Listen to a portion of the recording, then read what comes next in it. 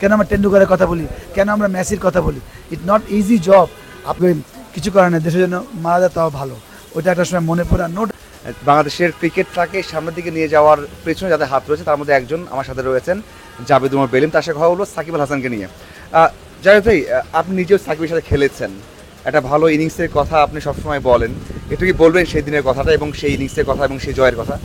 Of course against India মিরপুরে খেলা হয়েছিল, এটা ওয়ার্ল্ড কাপে যেহেতু আমরা তামিমের সঙ্গে পার্টনারশিপ হয়েছিল 2টা ম্যাচে, সাকিবের সঙ্গে ব্যাটিং করা হয়নি, তখন আমি আর আমাদের একটা 2টা উইকেট পড়ে গিয়েছিলো ওই জায়গায়।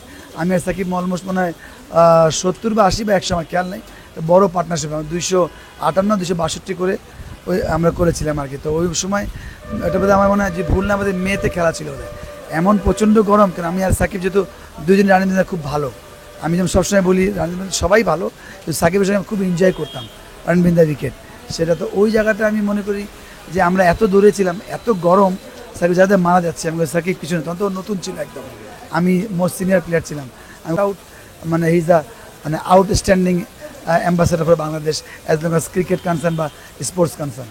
অনেকেই বাংলাদেশের সেরা আছে, সেরা বললে আসলে সেরা ব্যাখ্যাটা আলাদা, তবে সাকিব বাংলাদেশ ক্রিকেটকে একটা স্টেপে নিয়ে গেছে যেটা অনেকে বিশ্বাস করে। আপনি সাকিবকে বাংলাদেশ ক্রিকেটে কোন অবস্থানে রাখবেন? না, অফকোর্স আপনি যে প্লেয়ার বাংলাদেশের প্রেক্ষাপটে, আমরা তো ওয়ানডে ভালো খেলি, টেস্টে স্ট্রাগলিং করি, টি20 স্ট্রাগলিং করি, ওই জায়গায় সে কনসিস্টেন্ট 1 নম্বর থাকা, ধরে রাখা, এটা তো মানে বিরাট একটা অ্যাচিভমেন্ট। ওর জন্য তো, ওর তো ইম্পর্টেন্ট না, ওর জন্য অ্যাচিভমেন্ট আছেই, কিন্তু আমার দেশকে যখনই নাম আসবে 1 নম্বর প্লেয়ার কোন দেশের, বাংলাদেশ, এটা অনেক বড় পাওয়া বাংলাদেশের জন্য, ইভেন ওয়ার্ল্ড ক্রিকেটের জন্য। আপনি এত বড় বড় বাঘা প্লেয়ারকে ছাড়িয়ে 1 নম্বরে কন্টিনিউ করা 3টা ফরম্যাটে, এটা অনেক বড় অ্যাচিভমেন্ট আমাদের দেশের জন্য। সাকিব যেমন আমরা ভালো খেলেছি, আরও অনেকে ভালো খেলেছে, সাকিব যখন 1 নম্বর মানে হয়ে গেল বা কন্টিনিউ করলো, তখন আমাদের ক্রিকেটটা আরেক ধাপে গেল। আপনি যে বললেন যে 7 সালে যখন একসাথে খেলেছেন, তখন কি আপনি বুঝতে পেরেছিলেন যে এই ছেলেটা একসময় বড় হবে? তার মধ্যে কি তখন থেকেই সে একটা এলিমেন্ট ছিল? ওকে আমি ওয়ার্ল্ড কাপে প্রথম দেখলাম, ওর যখন ডেবিউ হলো 2006 বোধহয়, তারপর 7-এ আমার সাথে খেললো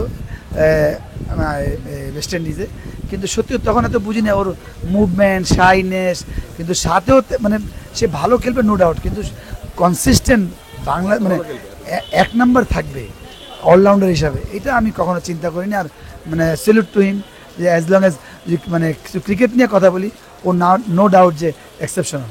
আপনি অনেকদিন খেলেছেন, অনেকদিন ব্যাখ্যা করেছেন, এখনও শো করেন, ক্রিকেটের সাথে আছেন, আপনার কি মনে হয় যে সাকিবের টি20 ইনিংস কোনটা ভালো বা চোখে ভাসে, বা টেস্টে কোনো একটা ইনিংস, কোনো একটা বোলিং, যদি 2-3টা স্পেল অথবা ব্যাটিং আপনার ভালো লাগে থাকে, একটু যদি বলতেন? না দেখেন, স্পেল তো ও বলিংয়ে তো অলওয়েজ আমি স্যালুট দিই, লাইক ফার্স্ট বলে যখন ম্যাগরা ছিল, আমি বলি ম্যাগরার মতো, ওকে আপনি খেলবেন খুব ইজি মনে হয়, কিন্তু আপনি আউট হয়ে যাবেন, ও ঠিক আছে, ও এমন টাইপের। আর ব্যাটিংয়ের কথা বলবো, ব্যাটিংয়ে তো অনেকগুলো ইনিংস, তারপরও যেটা আমি মনে করি, ও মাশরাফি ইনজুর্ড হওয়ার পর ওয়েস্ট ইন্ডিজে গিয়েছিল, ওই ম্যাচটা জিতেছিল টেস্ট ম্যাচ, 5টা উইকেট পরে ওখানে সাকিব অ্যাটাক করেছিল, ঠিক আছে, ওটা আমরা টিভিতে দেখেছিলাম, ওইটা একটা ইনিংস আমি মনে করি যে উইনিং ছিল। যেমন নিউজিল্যান্ডে সাকিব 200 করেছে, ওটাও এক্সেপশন, কারণ বাংলাদেশ বল খুঁজে পাচ্ছিল, ওই জায়গায় সে অ্যাটাক করলো, 200 মারলো, কিন্তু আমি মনে করি ওয়েস্ট ইন্ডিজের ওই ইনিংসটাই মানে টেস্ট ম্যাচের কথা যদি বলি। ভাই আমার শেষ প্রশ্ন, সেটা হচ্ছে সাকিবের বাইরের সাকিব, মাঠের সাকিব, দুটো আলাদা, এবং দুটো নিয়ে অনেক তর্ক আছে, অনেক আলোচনা আছে।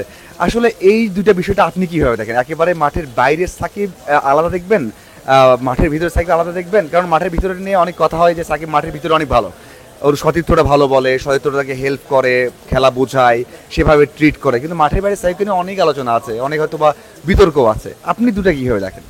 দেখেন, প্রফেশনাল প্লেয়ার হয়তো উনি আরেকটু যদি হেলদি হতো মাঠের বাইরে সাকিব, তাহলে এটা কিন্তু উনি যেভাবে পারফর্ম করেছে আরও মনে হয় 20% বেশি করতে পারতো, কেন এন্ড অফ দ্য ডে সে মানুষ, সে যে সমালোচনা করে মাঠে গিয়ে পারফর্ম করেছেন, উইট ইজ আউটস্ট্যান্ডিং।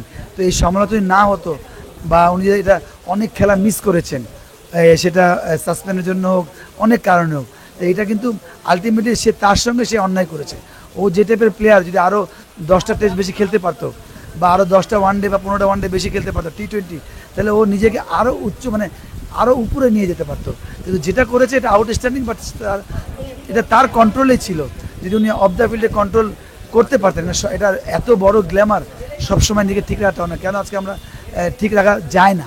এত মেগা স্টার হয়ে আপনাকে নিজেকে ধরে রাখবেন, তারপরেও যেহেতু সে মেগা স্টার, সে একজন সবার আইডিয়াল, ধরে রাখা উচিত ছিল, বাট মাঠের সাকিব তো অলওয়েজ সবাই বলি আমরা ডেঞ্জারাস, আর ইজ দ্য মানে অফ দ্য ফিল্ড এত ঝামেলা হওয়ার পর উনি যে টাইপের গিয়ে পারফর্ম করে, নো ডাউট ইজ মানে সে মেন্টালি এত স্ট্রং, এই জন্য সে ওয়ার্ল্ডের 1 নম্বর প্লেয়ার হতে পেরেছে, অলরাউন্ডার কন্টিনিউ করতে পেরেছে।